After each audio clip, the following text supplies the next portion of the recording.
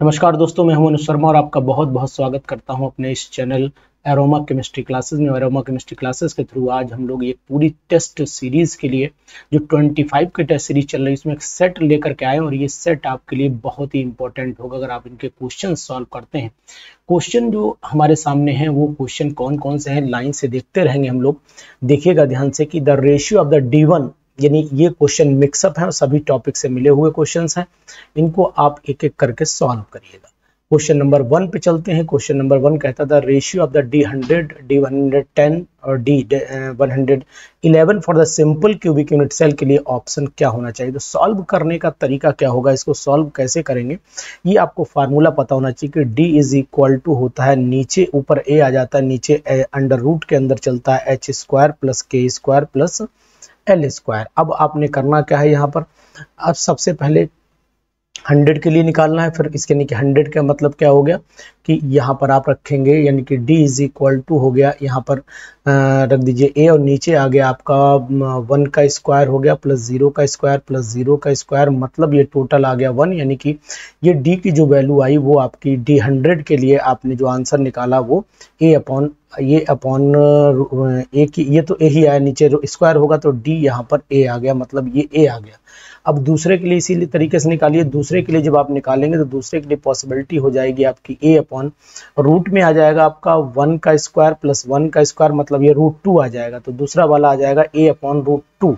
और तीसरे वाले को जब निकालते हैं तो ये आपका √3 चला जाएगा, तो ये हो गया A अपॉन √3। तीसरा वाला जो A अपॉन 1 का स्क्वायर प्लस 1 का स्क्वायर प्लस 1 का स्क्वायर, यानी कि √3 हो जाएगा, ये 2 हो गया, ये A हो गया। तो सिंपल सा हम कह सकते हैं कि फर्स्ट वाले का जो आंसर होना चाहिए वो फर्स्ट होना चाहिए। इस फर्स्ट आंसर पे आप टिक लगा लीजिएगा। सेकंड पे चले आइए। गिब्स हेल्महोल्ट्ज इक्वेशन है, जैसा कि गिब्स हेल्महोल्ट्ज इक्वेशन बोली जाती है, अगर आपको जानकारी है तो लिख देता हूँ, delta G is equal to delta H plus T common ले लीजिए, ऊपर आ जाएगा आपका डेल्टा G आ जाता है, नीचे आपका डेल T आ जाता है और यहाँ पर एट कांस्टेंट प्रेशर हो जाता है। तो यहाँ पर मैं ले लेता हूँ, इसमें इक्वेशन मैच करने की कोशिश करता हूँ, यानी कि फर्स्ट वाला आंसर इसके लिए होना चाहिए गिब्स हेल्महोल्ट्ज इक्वेशन। अब हम लोग नेक्स्ट, यानी कि ये पूरा सेट हमारा ये हो गया। 2 क्वेश्चन थे यहाँ पर, इसके बाद इसी सीरीज में क्वेश्चन नंबर चले आते हैं 3 पे। क्वेश्चन नंबर 3 क्या कह रहा है वो भी आपके सामने है, वो भी आपके सामने थोड़ा सा धुंधला है पेपर, लेकिन हाँ पढ़ने में आएगा, पढ़ने में जरूर आएगा। देखिए क्या है, थोड़ा सा इसे मैं मिनिमाइज करता हूँ तो और भी इजी पढ़ लेंगे आप। चलिए ठीक है, कोई स्कैनिंग बढ़िया नहीं हुई है, इंग्लिश हिंदी की स्कैनिंग साफ दिख रही है। The value of the rate constant for the reaction 2N2O5 4NO2 were determine the several temperatures A plot of and natural log K versus 1/T give the straight line. जब straight line plot दे रहा है तो इसका मतलब ये हुआ कि मैं यहाँ पर सिंपल स्ट्रेट लाइन का फार्मूला लगा देता हूँ। और फार्मूला क्या होता है स्ट्रेट लाइन का, स्लोप का, आर्हीनियस इक्वेशन का, K इज इक्वल टू आपने पढ़ा होगा, या तो ZE की power minus EA upon RT लिख लीजिए, और या फिर A यहाँ पर K इज इक्वल टू, कुछ लोग इसे K is equal to AE upon RE, E की पावर EA अपॉन RT भी लिखते हैं। तो दोनों में से कोई एक फार्मूला, सिंपल दोनों बहुत ही सेम फार्मूला है। तो यहाँ पर मैं नेचुरल लॉग के टर्म में चाहूँ तो वैसे लगा सकता हूँ, अदरवाइज मैं कंपेयर करना चाहूँ तो स्लोप बाज इतना स्लोप मिल रहा है, तो यानी कि माइनस EA अपॉन R की वैल्यू जो मिल रही है वो माइनस की 1.2 इंटू 10, ये माइनस की 1.2 इंटू 10⁴ दे रखी है। इस पे वैल्यू पुट कर दीजिए तो R से मल्टीप्लाई हो जाएगा, तो यानी कि EA is equal to, minus से माइनस कैंसिल कर लीजिए, EA इज इक्वल टू हो जाएगा, अब आपका कितना हो जाएगा, EA is equal to 1.2 into 10⁴ multiplied by R को मल्टीप्लाई करिए 1.2 इंटू 10⁴, और R की वैल्यू होती है 8.314। ये मल्टीप्लाई करके जो आ रहा है आंसर वो आ रहा है आपका 0.99 इंटू 10⁵। इसको आप लगभग 1 मान लीजिए, तो 1.0 इंटू 10⁵ ये आपका जूल पर मोल में आ गया। तो हमें लगता है फिर आंसर नंबर 3 यहाँ से मैच कर रहा है, तो इसे आप आंसर नंबर 3 लगा लीजिएगा। फोर्थ क्वेश्चन को देखिएगा, फोर्थ क्वेश्चन क्या कह रहा है। फोर्थ क्वेश्चन आपका जो बता रहा है वो भी आपके सामने रखता हूँ।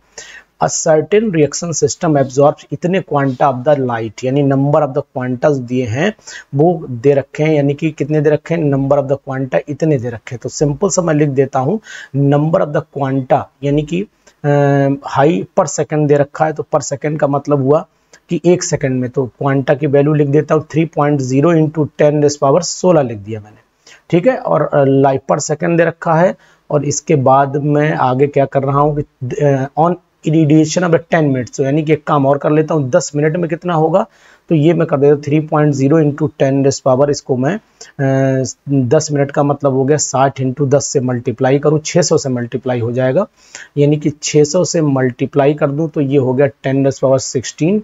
तो ऐसा करता हूँ कि इसे मल्टीप्लाई ही डायरेक्ट लिख देता हूँ, ज़्यादा बेटर रहेगा, यानी कि 6×18 हो गया, इंटू 18 इंटू 10⁻16 की जगह 2 और बढ़ा देता हूँ, तो ये हो गया आपका 18, यहाँ भी हो गया, ये वैल्यू आ जाएगी आपकी। अब आगे क्या कह रहा है वो भी देख लेता हूँ कि 0.002 मोल, तो 1 मोल में कितना होता है, 1 मोल में होता है आपका 6.022 इंटू 10⁻23, तो 0.002 मोल में कितना हो जाएगा, तो यानी 6.022 इंटू 10⁻23 मल्टीप्लाइड बाई कर दीजिएगा 0.002 से। जब ये मल्टीप्लाई करेंगे तो फिर मल्टीप्लाई की जो वैल्यू आएगी वो वैल्यू आप निकाल लीजिएगा। तो फार्मूला है quantum efficiency is equal to, हो जाता है quantum efficiency is equal to, formula है number of the molecules reacted, number of molecules और रिएक्टेड हो जाता है, रिएक्टेड डिवाइडेड बाई हो जाता है आपका number of the quanta absorb, number of quanta absorb. तो वैल्यू पुट कर दे रहा हूँ, आंसर बाद में मैच कर लीजिएगा। वैल्यू कितनी पुट कर देता हूँ देखिएगा ध्यान से, यानी कि ऊपर ये value number of the molecules reacted का मतलब हो गया आपका 6.022 इंटू 10⁻23, और आपका रिएक्टेड यानी कि 0.002।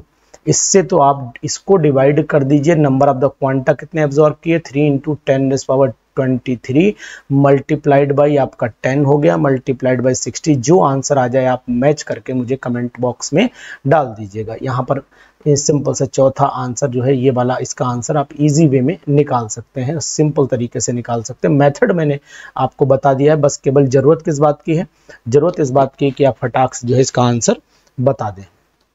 The theory of the multilayer, multilayer की थ्योरी किसने दी थी ये आपको पता होना चाहिए कि मल्टीलेयर की जो थ्योरी है वो हमें तो जहाँ तक याद है कि बेट थ्योरी जो है मल्टी आइस बेट WET बेट थ्योरी जो है मल्टी आइसोथर्म को एक्सप्लेन करती है। तो यहाँ पर बेट थ्योरी आप लगा लीजिए, इसको आंसर आप इजी वे में लगा सकते हैं। Which of the following technique is use to determine the number of the unpaired electron, तो अनपेयर्ड इलेक्ट्रॉन को निकालने के लिए ESR का यूज करते हैं, इलेक्ट्रॉन स्पिन रेजोनेंस का यूज करते हैं। तो यहाँ पर आंसर नंबर 6 का सेकंड लगा लीजिए। विच when a crystal site is rendered vacant by the removal of an anion and cation in the lattice, the defect produced by, तो आपको पता होना चाहिए कि क्रिस्टल लैटिस में से अगर एक कैटायन एनायन रिमूव कर दिया जाए तो शॉर्टकी डिफेक्ट क्रिएट होता है। तो यहाँ पर आप शॉर्टकी डिफेक्ट को टिक कर लीजिए, शॉर्टकी डिफेक्ट इसका आंसर एग्जैक्ट होना चाहिए। The pH of the 10⁻8 molar, ये सबको रट गया होगा, ये pH 6 से 7 के बीच आती है, यानी कि आंसर नंबर हमारा ये 6 to 7 के बीच आ जाएगा। For the expansion of an ideal gas at constant temperature the entropy change कितना होता है, तो entropy change delta S is equal to R V2 minus V1 हो जाता है। तो यानी कि अगर मैं क्वेश्चन नंबर इसका आंसर लगाता हूँ 9 वाले का, तो 9 वाले का आंसर मेरे हिसाब से फिर फर्स्ट होना चाहिए, यानी कि delta S is equal to R natural log V2 upon V1 इसके अकॉर्डिंग हो जाता है। Half life period of the third order reaction हमेशा इन्वर्सली प्रोपोर्शनल होती है, हाफ मतलब inversely proportional to the square root of initial concentration. Formula अगर आपको ना पता हो तो मैं आपको बता दे रहा हूँ, T half is equal to होता है 1 अपॉन A की पावर n-1। तो ये इन्वर्सली प्रोपोर्शनल मानी जाती है। तो यहाँ पर 10th क्वेश्चन आप कर सकते हैं। तो ये कुछ क्वेश्चंस थे जो मैंने बताया आपको, अभी आपको और ले चल रहा हूँ, बढ़िया से बढ़िया क्वेश्चन दे रहा हूँ, इन क्वेश्चंस को सॉल्व करिएगा। इन क्वेश्चंस की मदद से आप बहुत सारे क्वेश्चंस की ट्रिक भी पहचान। Mathematical expression for the Ostwald dilution law is equal to K is equal to C alpha square upon 1 minus alpha चला जाता है। Unit of the van der Waals constant A, unit of van der Waals constant की अगर मैं देखता हूं तो unit क्या निकल करके आती है, तो यहाँ पर मुझे जो यूनिट है मुझे तो याद है एटमॉस्फेयर लीटर स्क्वायर पर मोल। तो यहाँ पर क्या एटमॉस्फेयर लीटर स्क्वायर पर मोल, यानी कि एटमॉस्फेयर लीटर एटमॉस्फेयर हो गया, ठीक है ना। एक तो लीटर हो गया, लीटर स्क्वायर रहता है, मतलब अगर मैं इसको देखूं तो यहाँ पर यूनिट निकालना पड़ेगी, यानी कि मुझे तो इसमें गड़बड़ लग रहा है। देखता हूँ, फिलहाल इसके आंसर को देखना चाहता हूँ। ए इज इक्वल टू, यानी कि ये हो गया आपका P plus a n square upon V square हो गया, और a n square upon V square का मतलब हो गया यहाँ एटमॉस्फेयर, यानी प्रेशर के बराबर होगा। तो a is equal to atmosphere into V square upon हो गया एन स्क्वायर, मतलब एटमॉस्फेयर हो गया लीटर स्क्वायर हो गया, और मोल की पावर -2 चली जाती है। जो यूनिट लीटर ये हो गया, यहाँ पर मामला गड़बड़ है, आंसर कोई मैच नहीं कर रहा है, मतलब इसमें मिसप्रिंटिंग है। यानी एटमॉस्फेयर लीटर की पावर 2 मोल, यानी इसे अगर मैं प्लस कर देता हूं तब आंसर फिर ये वाला सही हो जाना चाहिए। तो इसका मतलब इसमें आंसर में मिसप्रिंटिंग है, इसका आंसर सही कर लीजिएगा, इसका आंसर बढ़ा लीजिए, ये वाला आंसर मान लेना, लेकिन लीटर एटमॉस्फेयर यानी कि एटमॉस्फेयर लीटर की पावर 2 कर देना, तब आंसर सेट हो जाएगा। उसके बाद क्वेश्चन नंबर 13 पे चले आइए। स्पेसिफिक कंडक्टिविटी की अगर मैं बात करता हूं तो specific conductivity kappa is equal to 1/a into 1/r या L/a भी बोलते हैं, तो L/a कैसे लिख सकते हैं आप, कोई दिक्कत नहीं है। Which one of the following, इसमें नेक्स्ट क्वेश्चन में चल लेते हैं। Which one of the following equation is a Nernst equation for the electrode potential. तो नस्ट भैया ने कहा था E cell is equal to E not cell minus 0.03 mn, यानी log a अपॉन mn, यानी कि अगर ये चार्ज ऊपर रहता है तो फिर पॉसिबिलिटी यहाँ पर ये हो जाती है कि log mn की पावर हो जाती है ये, और अगर मैं यहाँ पर चार्ज रखता हूँ, यानी कि मुझे आंसर जो सटीक लग रहा है 14 वाले का, लेकिन इक्वेशन ये पहले दे रखी, रिडक्शन पोटेंशियल पे दे रखी, तो 1 होना चाहिए, और 1 में इन्होंने ये वैल्यू को ऊपर ले लिया, लेकिन दोनों एक ही लिख रखे हैं, दोनों एक ही लिख रखे हैं, ये बात आपको ध्यान देनी पड़ेगी, इसलिए खतरा साबित हो सकता है यहाँ पर। यानी कि अगर मोलर कंसंट्रेशन में लिखने की कोशिश करूं तो पॉसिबिलिटी मेरे सामने जो दिख रही है वो यही दिख रही कि E cell is equal to होता है E not cell minus 0.0591 upon मतलब एन हो जाता है लॉग कंसंट्रेशन ऑफ मेटल हो जाएगी अपॉन कंसंट्रेशन ऑफ मेटल के आयन हो जाएंगे एन पॉजिटिव, लेकिन इन्होंने डायरेक्ट लिख दिया ए की पावर एन। तो सिंपल सा मैं ये कह सकता हूँ कि अगर एम की वैल्यू अगर 1 मानता हूँ तो 1 में, तो फिर आंसर बेस्ट जो है वो 1 ही बैठेगा, क्योंकि ये पलटेंगे साइन प्लस हो जाएगा, ठीक है, अदरवाइज तो फिर आंसर ये लगने लगता। चलिए कोई नहीं, इसके बाद हम लोग चल लेते 15वें क्वेश्चन पर। The compound having the carbonyl group are photochemical active because, carbonyl group photo active because they possess both pi and electrons. यानी कि अगर मैं आपको देखता हूं यहाँ पर तो 15वां जो क्वेश्चन है वो कह रहा है कार्बोनाइल ग्रुप के अंदर पाई भी इलेक्ट्रॉन्स होते हैं और ऑड नंबर ऑफ इलेक्ट्रॉन्स भी होते हैं कार्बोनाइल ग्रुप में। अगर आप चेक करिएगा तो पाई इलेक्ट्रॉन के साथ में जो नंबर ऑफ द इलेक्ट्रॉन्स होते हैं वो सिंपल सा ये बोले कि उस जैसे कार्बोनाइल का अगर फार्मूला बनाता हूं तो यहाँ पर ये ऐसे करके इलेक्ट्रॉन भी आ जाते हैं, तो इनका जो पेयर होता है लोन पेयर जिसे आप बोलते हैं वो भी कंडीशन पॉसिबल होती है। एक्स्ट्रा इलेक्ट्रॉन भी बोल सकते हैं ये कंडीशन, यहाँ पर एन नंबर ऑफ इलेक्ट्रॉन मतलब एक्स्ट्रा इलेक्ट्रॉन होते हैं। In which conformation the 2 amino ethanol is most stable, किस कन्फर्मेशन में 2 अमीनो इथेनॉल जो है वो ज़्यादा स्टेबल होगा। तो यहाँ पर आपको जानकारी हो जानी चाहिए एसक्यू स्ट्रक्चर जो होता है वो 2 अमीनो इथेनॉल का ज़्यादा स्टेबल माना जाता है, क्योंकि इसमें हाइड्रोजन बॉन्डिंग होती है और हाइड्रोजन बॉन्डिंग की वजह से 2 अमीनो इथेनॉल, अगर मैं देखूं तो 2 अमीनो इथेनॉल क्या होता है, यहाँ पर मैं NH2 ग्रुप लगा देता हूँ, NH2 ग्रुप, और यहाँ पर मैं यानी कि CH2 और OH, ये 2 अमीनो इथेनॉल है।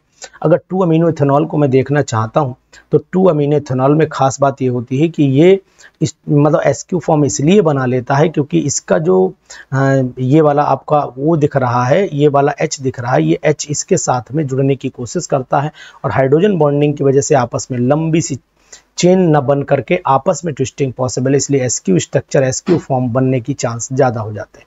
गिब्स डुहेम इक्वेशन बहुत ही इंपॉर्टेंट क्वेश्चन है गिब्स डुहेम इक्वेशन का, और अक्सर ये आ जाता है, ये सभी गिब्स डुहेम के एग्जाम्पल हैं, इसलिए गिब्स डुहेम को आप अच्छे से पढ़ लीजिएगा।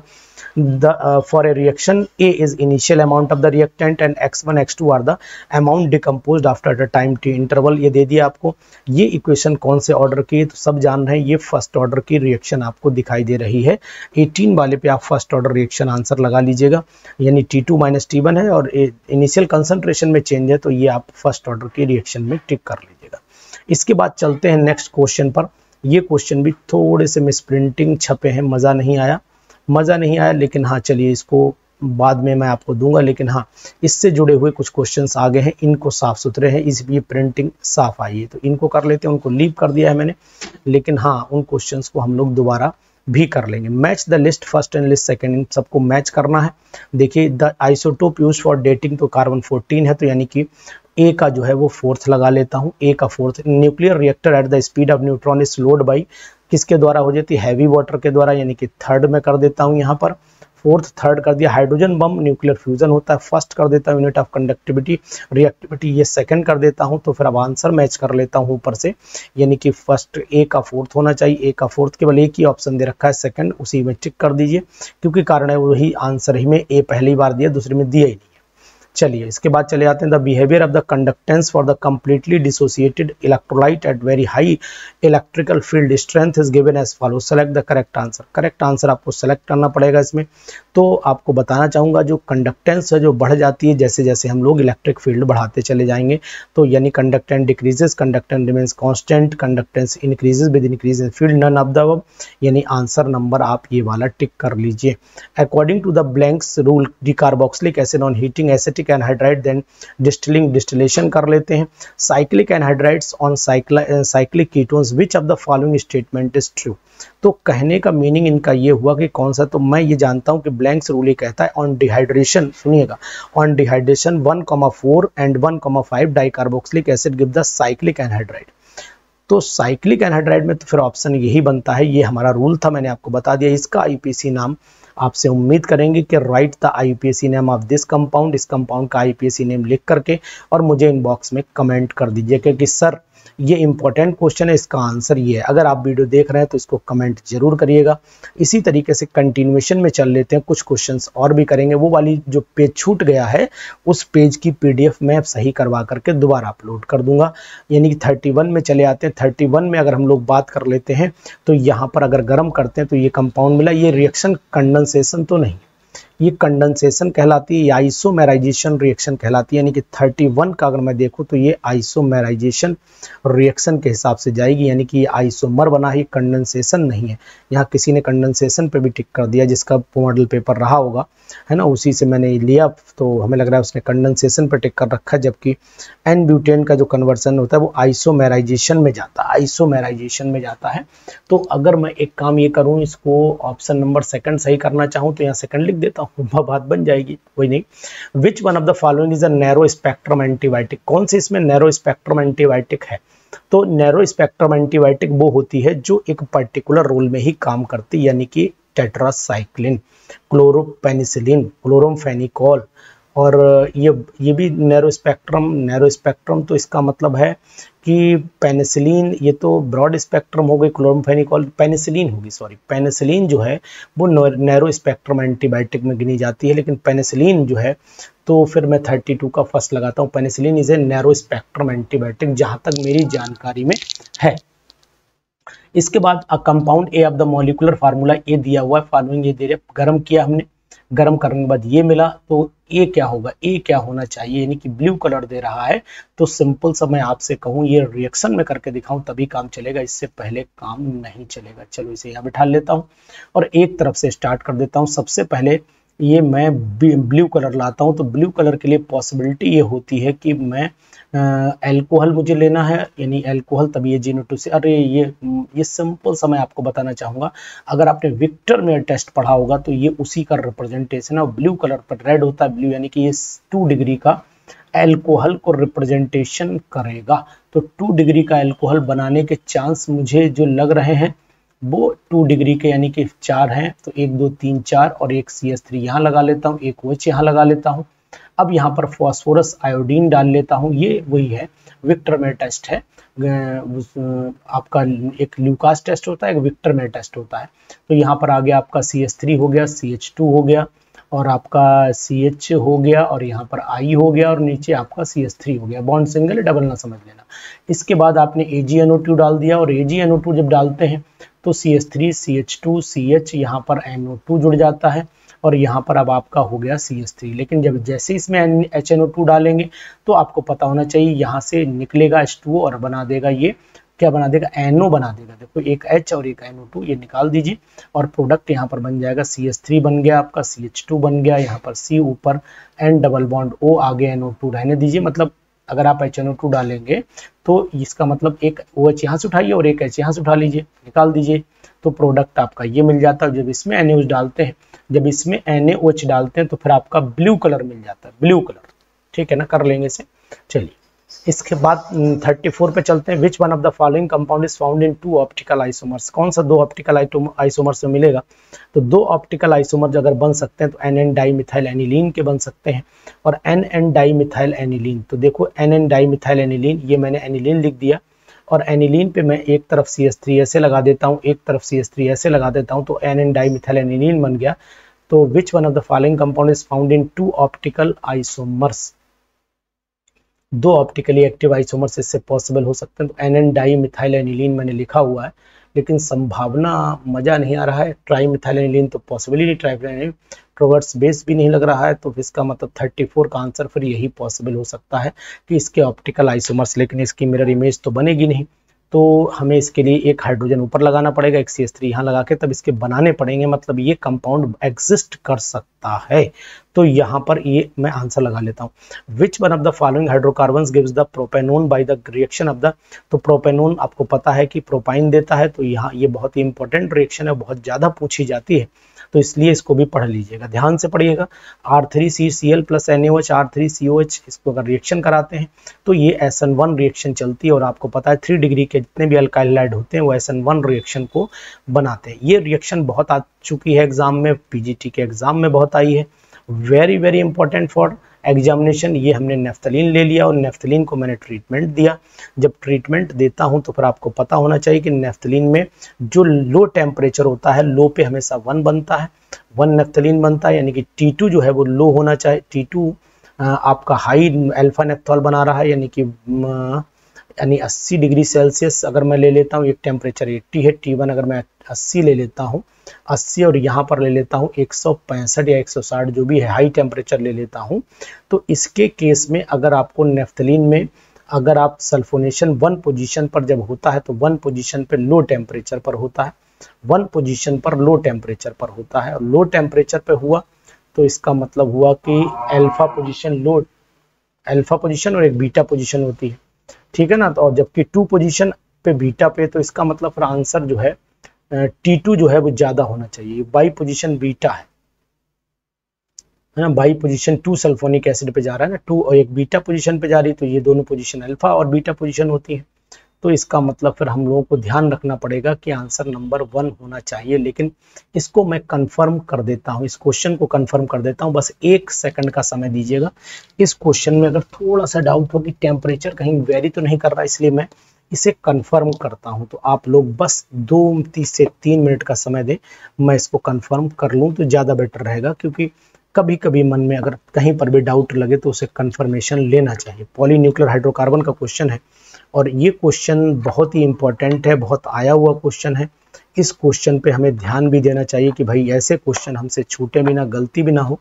तो जरा मैं पॉलीन्यूक्लियर हाइड्रोकार्बन का अपना नोट्स उठा लेता हूँ और उसमें जहाँ मैंने लिख रखा है उस पन्ने को भी पलट लेता हूँ। तो जिसमें शर्म वाली कोई बोले नहीं साहब आप तो देख रहे हो, देखने में क्या है, अरे देखेंगे तो ही यार।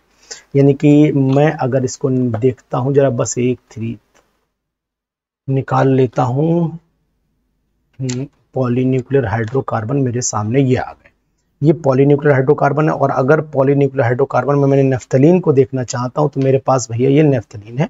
नेफ्थलीन को मैंने सल्फोनेशन कराया हुआ है, सल्फोनेशन जो है वो यानी कि 2 पोजीशन पर हाई टेम्परेचर पर होती है। 2 पोजीशन जो है वो पोजीशन अगर मैं देखता हूं तो फिर पोजीशन नंबर को भी मुझे ध्यान रखना पड़ेगा कि पोजीशन नंबर कौन सी है। तो फिर आपको पता होना चाहिए कि 2 पोजीशन जो है वो बीटा पोजीशन है, 2 पोजीशन बीटा पोजीशन है, यानी कि 2 पे हाई टेम्परेचर। सही आंसर मैंने सही टिक किया हुआ, यानी कहने का मीनिंग ये हुआ कि जो सेकंड प्रोडक्ट बन रहा है वो बीटा पोजीशन वाला ही बन रहा है, बीटा नेफ्थॉल ही बन रहा है, जिसे आप लोग 2 नेफ्थलीन सल्फोनिक एसिड के नाम से भी जानते हैं।